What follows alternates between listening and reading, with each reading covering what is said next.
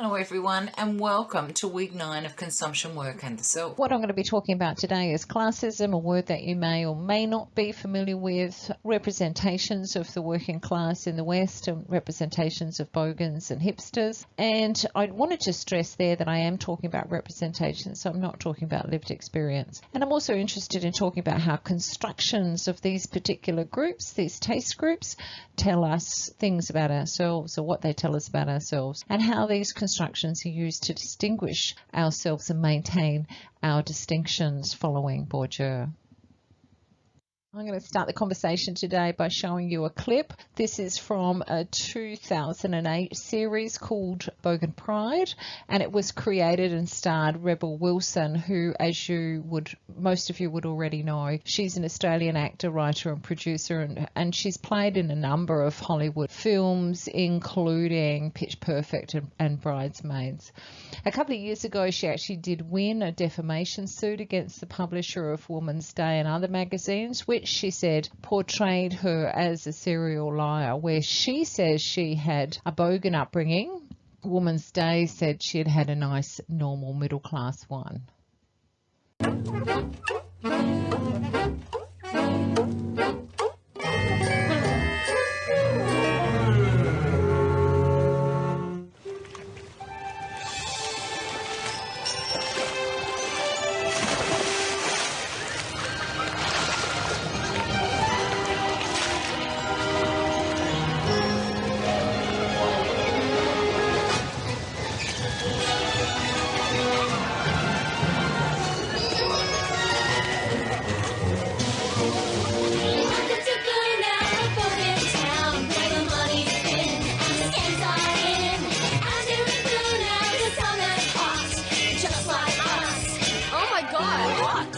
Nick's out of detention. Yeah, now it's even more lush, I reckon. Same. Back it up, Slapbats.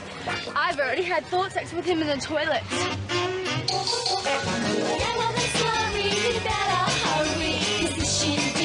Is now joined by a bush pig. Hi, Nick. Jenny. Hey. G'day. You okay? Yeah, I am. I just wanted to give you this. Seeing as you're in jail for Christmas. A unisex dolphin statue. That because it's only had sex once.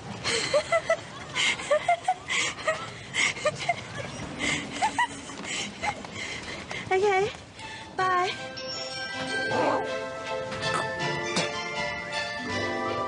Just now, I swallowed a fly and suddenly regurgitated. But wow, I spoke to my guy and my confidence is inflated.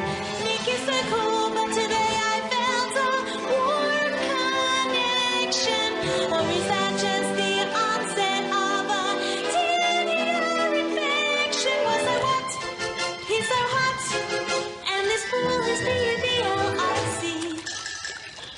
It's the start of getting lucky for me, Jenny. Forget the despair of not trimming my pubic hair. 'Cause yeah, I'm getting cool at the public pool. Yeah, she's getting cool at the public pool.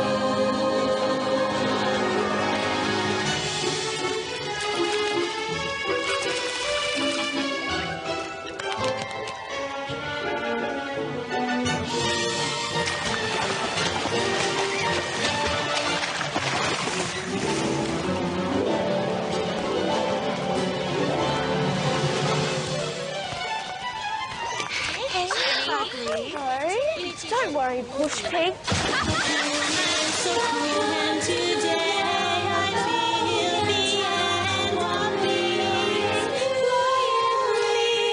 What will the new year bring? This gangster win.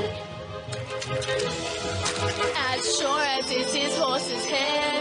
With Nick you won't get anywhere. Oh yeah, I'm getting cool at the public pool.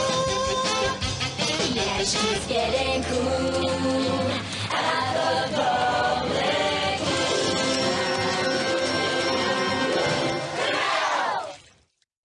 wanted to talk about the word classism because I've noticed in Australia that there's a tendency not to use it. So we use racist and racism and sexism and homophobia and homophobic, and that's fantastic. I'm not saying that we shouldn't change our usage there, but I notice that some people do behave in ways that I think treat people from particular socioeconomic groups as inferior or lacking in some way, in ways that I might describe as classist. Now, back in 2016, I was curious about this word classism, and I looked it up, and in the Merriam-Webster, which is an American dictionary, there was the word classist and classism, and their definition was prejudice or discrimination based on class. I looked at English dictionaries, and the Oxford Dictionary has quite a longer explanation or definition, saying it's the belief that people can be distinguished or characterised, especially as inferior, on the basis of their social class. And they go on to say it's discrimination or prejudice against people belonging to a particular social class. I also noticed that there's a tendency to use the word social racism as well in the UK, because race is always implicated in class. And I think historically, particularly about Irish people and Scottish people and how they were colonised, and then many Irish people went to England to work and they were discriminated against, and so they were seen as a different racial group, and so social racism kind of makes sense too. However, the Oxford Dictionary still has classism in the dictionary, whereas the Macquarie, the Australian dictionary, didn't have it, and they didn't add it until December 2016, after I ran a campaign arguing that we should be including that in the dictionary. And what was really amazing to me was that we had bogan in the dictionary, in the Macquarie dictionary, but we didn't have classism, and yet I can easily make it a case that using the word bogan can be described as an incidence of classism. So what I'm suggesting here is that the idea of classism is that people from working class and or low socioeconomic status backgrounds are seen as deficient, and the whole idea is around deficient, as lacking in some way. At a psychological, at an individual level, this can be seen as a prejudice against them, but it's also a cultural logic. People from working class or low socioeconomic backgrounds are constructed as lacking or deficient. So these people are often held in low social esteem and are often not valued culturally, even by those who are wanting to make change. So there's this whole review of the university system back in 2008 called the Bradley Review, and even in there, a friend of mine, Angie Bletsis, and I made a case that there was evidence of classism in there, because people from low SES backgrounds were seen as not really aware, not up on all the benefits of a university education, that it was more expensive to educate them, that they were lacking cultural capital, for example. I want to introduce the work now of Stephanie Lawler, who's a UK scholar, and in particular I want to explore her idea about disgust, which she thinks about sociologically, and suggests that the middle classes express disgust at the working class, and that's a characteristic that goes back quite a long way to the 19th and 20th centuries. And she's interested in disgust because of what it can tell us about the ways in which working class people are othered and set against the normalised middle classes. So she's saying, in a sense, that the working class is, in essence, what the middle classes are not. And her work challenges really the idea that middle class disposition, tastes and sensibility are actually all the right ones. She says that through these analyses, what she notices is that they can tell us about the particular ways in which middle classness relies on the expulsion and exclusion of what is held to be, and I should say here, white working classness as well. So it is also, as I said before, so often race is about class as well. So the ways in which middle classness actually relies on the expulsion and exclusion of what is held to be white working class classness. And she says that certain representations then work to produce middle class identities that rely on not being the repellent and disgusting other. So it can tell us, as I said, about how working class people are othered and how then they're set against normalised middle classes. So what the middle class decides it's not the working class.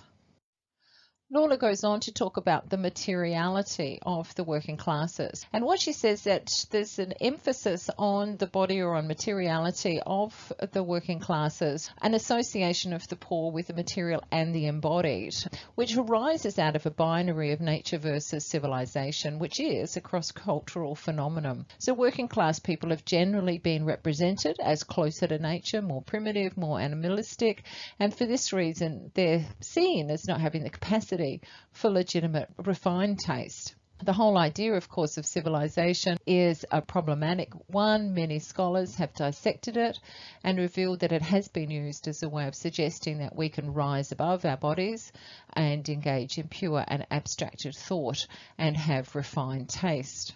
The focus on bodies of the working class, Lawler says, happens a lot in representations, and we can think about tattoos, piercings, clothing, weight, and think about the pubic hair in the Bogan Pride clip as well. And Lawler says there's adornment codes, a whole life that seems repellent and morally deficient to the middle class. She goes on to say that the decline in heavy machinery is seen as linked to a decline in the worth of the working class, and I've talked a bit about the decline in manufacturing broadly. So the working class have been characterised as immoral, unable to care for their kids, psychically deficient. And they've also been represented as embracing archaic and overly rigid gender relations, as well as views on politics as well. And often working class groups are described in these terms of lack, but not necessarily lack in relation to their material resources. So they might be living in poverty. So that's not the issue, but rather lack in relationship to taste, which really suggests a lack of humanity, and therefore that these representations are often very dehumanizing. So the working class are represented as lacking anything of any real or legitimate value, which is of course highly problematic. Lawler goes on to say that accompanying this idea that working class people lack taste is a suggestion that they also lack a commitment to social change. The two are in fact conflated. And quoting from her now, she says there was once a respectable working class which held progressive principles. This class has now disappeared to be either absorbed into an allegedly expanding middle class or consigned to a work-less and work-shy underclass which lacks taste, is politically retrogressive, dresses badly, and above all is prey to consumer culture from which the middle classes are presumably immune. Disgust is an underexplored emotion in sociology, Lawler says, and it can be seen as the interface between the social and the personal. It's an emotion that is evoked when good taste seems to be violated. So you could say that one is in the grip of a social norm when taste is violated or imagined to be violated. And this is felt usually in the body. It can actually make people feel sick. Though it is personal, it also evokes collective sentiments. Other people hold the view and the middle classes are vindicated. So everything of theirs is saturated. So disgust is levelled at the working class identity. They're taken to be ignorant, brutal and tasteless, and everything of theirs, their clothes, houses, bodies, tell a story of deficiency and tastelessness. Class isn't mentioned, of course. These so-called disgusting traits are seen as an outcome of individual and familial. When it comes to ideas about distinction, of course, we're going back to thinking about Bourdieu.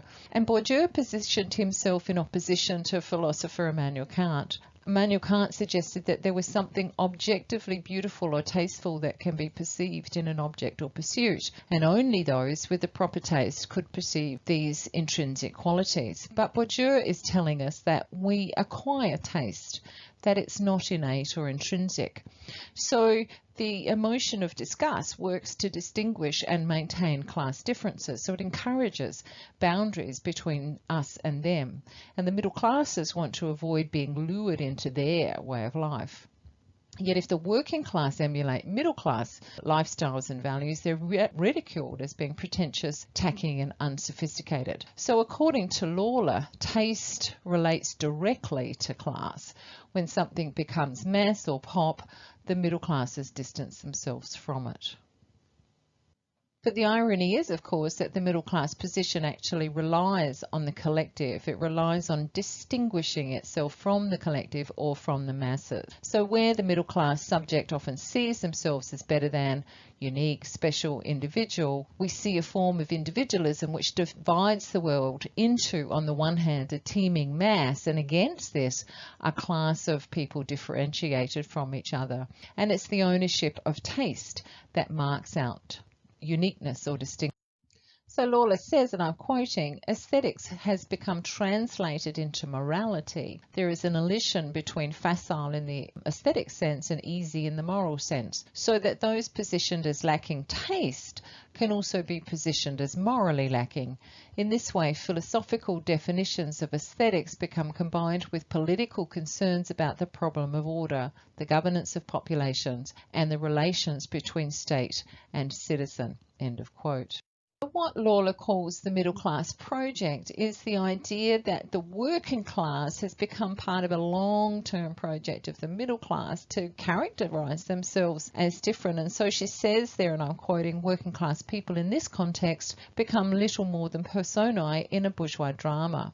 Yet working classes are both far and away and up close, and she says that in reality TV shows and many other shows they're often humiliated by and made fun of by the middle classes. And we can take these ideas and apply them to representations of bogans in popular culture. And now, according to some Australian colleagues, Barbara Pinney and others, the reason why we critique common representations of class is actually to challenge the fact that often middle class fears and anxieties are condensed into one symbol, which is the working class or the bogan.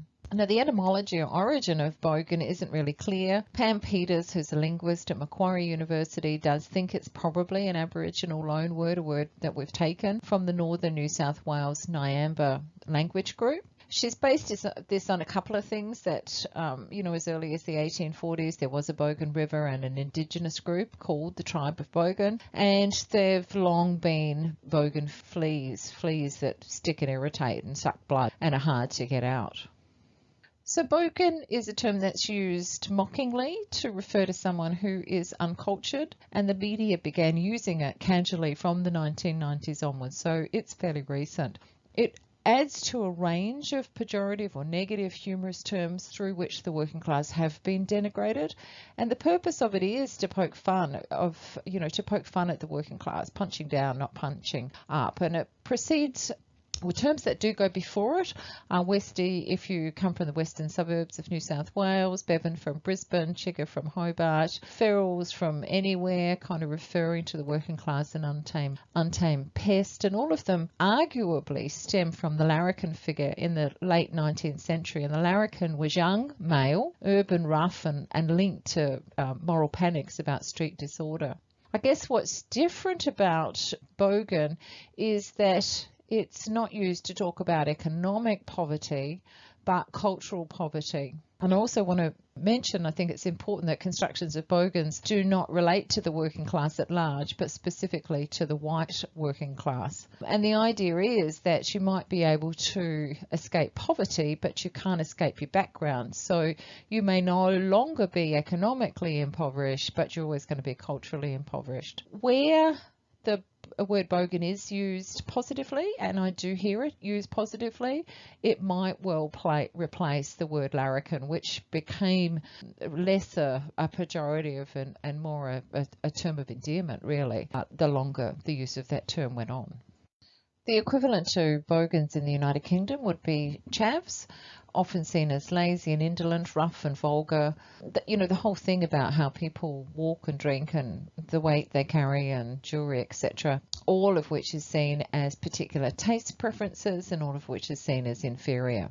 So basically, bogans and chavs are seen as consuming the wrong things in the wrong way. So it is associated with the consumption of particular clothes, particular consumption practices, which are seen as inferior in the hierarchy of what's legitimate. And fundamentally, bogans are repositories of so-called bad taste. And these dispositions and proclivities are seen as morally deficient. So it's not just about purchasing particular things, that's seen as demonstrating the moral lack of this particular demographic. Some scholars argue that bogan is a shorthand way to imagine people, and Melissa Campbell goes on to write, a bogan does not really exist as a person, but as a concept produced by a matrix of class, socioeconomics, consumption, intelligence and morality. A combination of traits which are devalued by Middle Australia not only identifies someone as bogan, but highlights their outsider status, denoting them as distastefully unlike the person doing the name calling. We come to know the bogan through a pattern of dispositions, practices and tendencies which are seen as morally deficient. Yet the more bogan is defined, the more we are defined against it. So does a bogan even exist? Or is it merely a construct, what Rossiter calls an assemblage of places, bodies, ways of beings and proclivities, but no one really is a bogan. No one can fully occupy that category. So these are some of the aspects of the stereotype of a bogan, which, as I said, is usually, but not always, used as an insult and is in some ways equivalent to chav in the UK and trailer trash, I guess, in the United States. It pays to remember that some segments of the Australian public do look at bogans in an affectionate way, rather like larrikin. So things like enthusiasm for cars and hooning around, drinking alcohol, smoking, petty crime and reckless behaviour. The concept of symbolic power was first introduced by French sociologist Pierre Bourdieu, and you're familiar with him by now, and he used it to account for the tacit, almost unconscious modes of cultural and social domination which happens in everyday social habits, and when they're maintained over or where some people are dominated by others. And in his work, symbolic violence denotes more than a form of violence operating symbolically. It is, and I quote, the violence which is exercised upon a social agent with his or her complicity, end of quote. Examples of this sort of symbolic violence include gender relations in which both women and men agree that women are weaker, less intelligent, more unreliable, etc. And for Bourdieu, these gender relations are kind of the paradigmatic case of the operation of symbolic violence. When it comes to class relations, it can be that both the working class and the middle class people agree that the middle classes are smarter, more capable of running the country, more deserving of higher pay. In terms of consumer culture, symbolic violence might be seen to be at work through how some things are defined, goods, taste, lifestyle, etc., how they're defined as better than others, and then as accruing rightly to those who deserve them.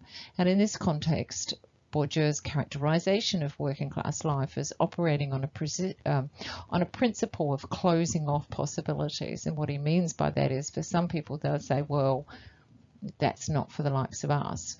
That's very relevant. When it comes to mocking bogans, scholars kind of divide on the meaning. Some say that mockery displaces symbolic violence and hatred.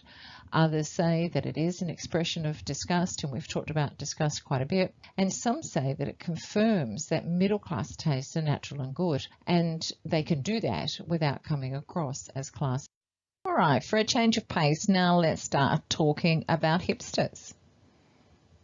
Here's an idea. You're probably a hipster.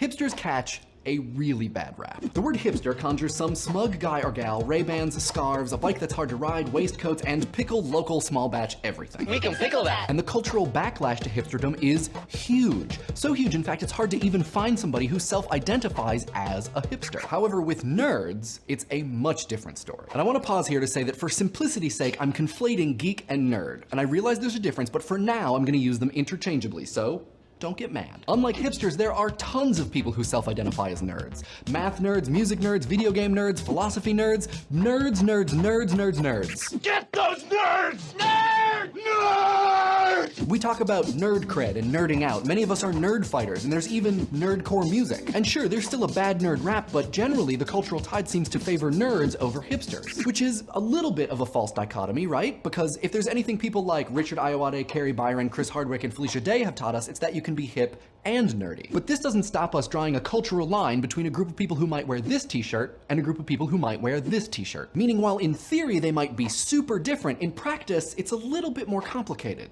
Which it usually is. Stupid practice thinks it's so complicated. Both groups are defined not only by what they enjoy, like anime and Mumford & Sons, but also how they enjoy it. Simon Pegg says that being a geek is all about being honest about what you enjoy, and not being afraid to demonstrate that affection. It means never having to play it cool about how much you like something. And we all probably agree that hipsters exude some sort of smugness or arrogance. They enjoy things ironically and not effusively. In other words, hipsters look or behave in ways that they shouldn't. You are not a 1920s oil baron. Why the handlebar mustache? You wear red flannel and have a large beard, yet you've never touched an axe. Also, your shoes cost $500 and you have a back tattoo of a Jackson Pollock painting. Hipsters adopt the styles and affects of many cultures. Cultures which aren't theirs. Cultures which they don't actually belong to. Mostly because it would be hard to be an Appalachian coal miner from 1860. Other subcultures enjoy what they enjoy, and that is the end of the story. But is it? Our tastes are complicated. They are earnest, aspirational, include guilty pleasures, things we should like but don't, and are largely an effect of our socioeconomic, geopolitical, supercalifragitive backgrounds. So when someone's tastes express something that they can't or shouldn't enjoy, the hipsterness alarm sounds. The hipsterness alarm sounds like this.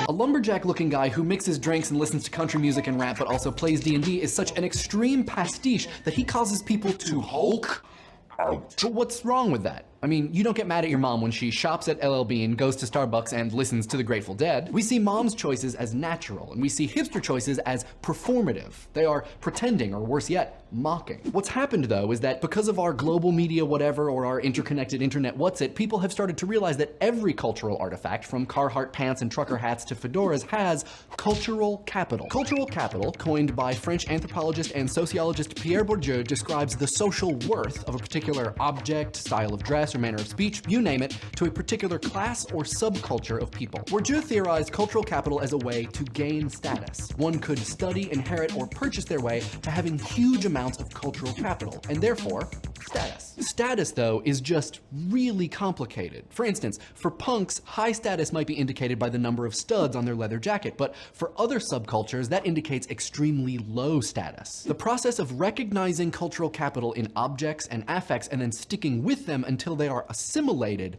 that is the modus hipsterandi. This is why people draw that angry, spiteful line between hipsters and other subcultures. Subcultures like nerds have to work for their cred to attain cultural capital within that group. Hipsters just cherry pick the stuff they think is neat. People see hipsters as devaluing cultural fashions by cashing in on their capital without embodying their meaning, and by combining cultural capitals from entirely disparate subcultures. They're sort of like the subcultural version of girl talk. And maybe the purity of those cultural expressions is diluted a little bit when mishmashed into hipsterdom. But is it really that different from the cultural reappropriation of things like Levi's, chain wallets, or kilts? What do you guys think? Nerd, punk, mom, is there a little hipster inside all of us?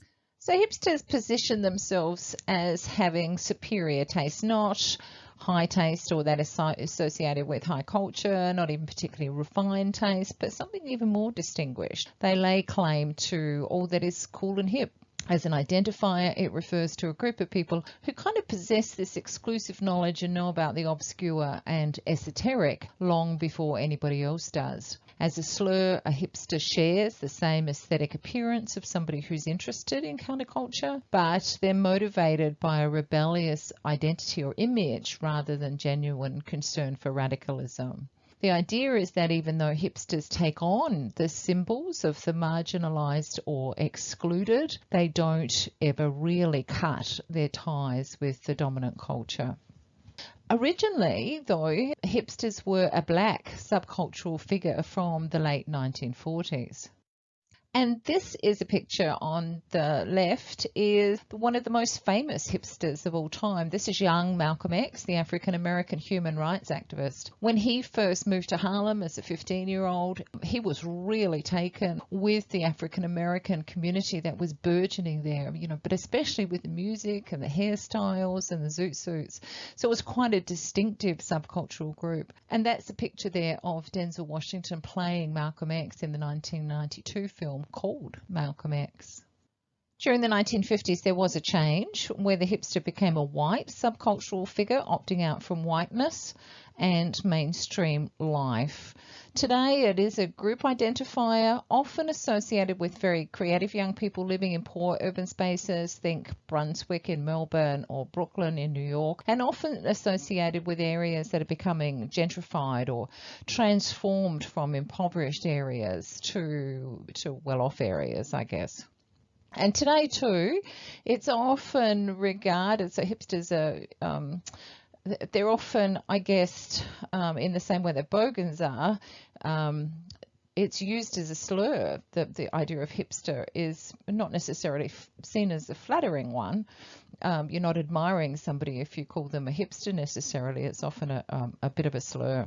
And part of that is because there is an assumption that there's self-absorption amongst the group, and so not necessarily connected to the wider society, but just interested in their own group, an imitation of subcultures rather than being creative and creating things for themselves. And the group is often displayed, says Henke, and has become defined by this shared personal aesthetic of ironically presented low cultural symbols, so symbols associated with the working class, for example, the flannelette shirts, and then also appropriated other countercultural fashions too.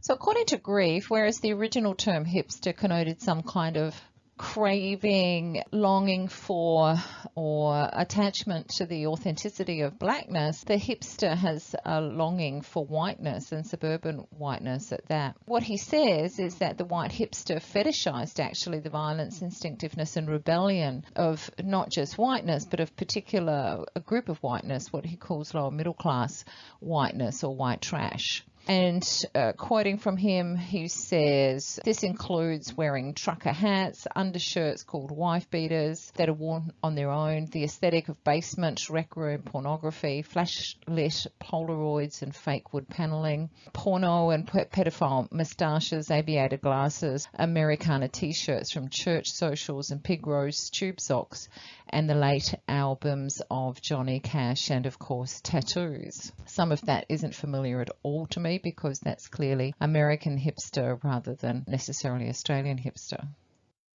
Back to Henke again, he reckons that there's a lot of contradictions with the hipster groups. On the one hand, they're anti-capitalist, and on the other hand, they're pro-consumerist. On the one hand, they often come from upper-class backgrounds, but on the other hand, they associate with the most marginalised groups in the community. On the one hand, they really like kitsch, but on the other hand, they search for what's esoteric or idiosyncratic. And he goes on to say, and I quote, through stylistic self-depreciation, hipsters straddle socio-economic lines but never fully engage with the frustrations of the blue-collar labourer. So as I said, hipster gets frequently used in areas where there's a strong urban culture. It is most often used as an insult to connote something that's inauthentic. When people are faking, someone's all about image and doesn't really have very much substance. And I guess that goes to that point there, that while hipsters do straddle those socio-economic lines, they don't actually go and do blue-collar work. So I guess it is a way of identifying a certain subculture or social grouping of people. And as usual, it's those on the outside of the group who seem to police the boundaries of the group. That's not an unusual phenomenon. To go into those perceived contradictions in a bit more detail, on the one hand, it's assumed that hipsters have this disdain for capitalism, for mass consumption, and certainly for the very large multinational corporations, because they do tend to prefer to support local businesses, local artists, and thrift shops or op shops, and also stores that are recognised as being socially and ecologically better off for the environment. And so alternative retailers, really. And yet, on the other hand, this is where the contradiction comes in. The hipster relies on consumption to create their identity. And I'm quoting again from Hankey here when he says that membership in the middle to upper class is implicit within the hipster identity. He goes on to say that the conspicuous display of stylistic deviance needs money, actually, both time and money, to create it. And yet, on the other hand, the symbols of hipster fashion actually draw from the aesthetics of marginalised groups, particularly from blue-collar workers, but also from nerds. And Hankey also argues that hipster material culture is based on both the kitsch, which is seen as lowbrow, mass consumption, everybody has it or wants it. So it's based on the kitsch as well as the pursuit of the unique. And these are often juxtaposed in quite self-conscious ways. So hipsters are aware of that. Often he says that the kitsch often draws on childhood nostalgia and then celebrates that low culture. But in being displayed ironically, what Hankey is saying is that it suggests that the hipster actually is placing them in a superior position to everybody else. Grief has coined this term that hipsters are the rebel consumer. And he says that someone who, and I'm quoting here, in adopting the rhetoric but not the politics of the counterculture, convinces himself that buying the right mass products individualizes him as transgressive. So there's the appearance of transgression, is what Grief is saying, but without the involvement in politics. A few years ago, Cronin and company did some work or some research on hipster food practices, and they tended to find that hipsters had a tendency to be vegetarian, did have a disdain for certain brands, often upper class brands, and they were into, ironically, decommodification. So when it came to food, they'd have these kitschy dinner party, kitsch, remember, being lowbrow, and that would be in opposition to the Martha Stewart more middle class style dinner party. So food was a side of resistance because they would share big pots of low-cost homemade food such as beans and lentils, and it would also be a side of distinction, so a side of resistance on the one hand and a side of distinction on the others by setting themselves apart from the middle class as well. And there was this intentional blurring of highbrow and lowbrow culture in this rather ironic bohemian lifestyle that they displayed. So what Cronin and company say is that the hipsters tended to voice this distaste for food production that was mass-produced, marketized food production. And they argue that even though there was a tendency towards vegetarianism, they say that with hipsters it was less about an ideological resistance and more about performing difference from the mainstream. So they'd be cool and hip to offset or to refute corporate establishment food. However, they did buy establishment food as well, but then what they would do is pretend they didn't by taking the labels off. Hipsters preferred home-cooked meals over ready-cooked meals. They cooked from scratch. However, the ingredients were bought from a big corporation like Woolworths. They bought alcohol that usually buy the cheapest based on economic value and associated with kind of the booze of the underdog, which symbolized the non-mainstream. But by buying these products of the lower classes, they were seen to oppose the safety of the middle classes and their associated lifestyle. But the criticism from Cronin et al. Is that while the data demonstrate discontentment with the commercial food marketing system and attempts to avoid certain brands, the social objective of hipsters is not to forcibly bring about the changing of principles, practices and policies, but possibly to further develop the participants' own ideology and culture of consumerism. Though food can form a moral ideology for social movements, food is a material for identity enactment within the hipster community, a symbolic object for group consumption where the shared identity is formed, confirmed and strengthened, and where status is displayed and developed. In summary then, bogans are derided by the middle class who see them as disgusting, as having no taste, and hipsters refute their middle upper classness by embracing bogan culture.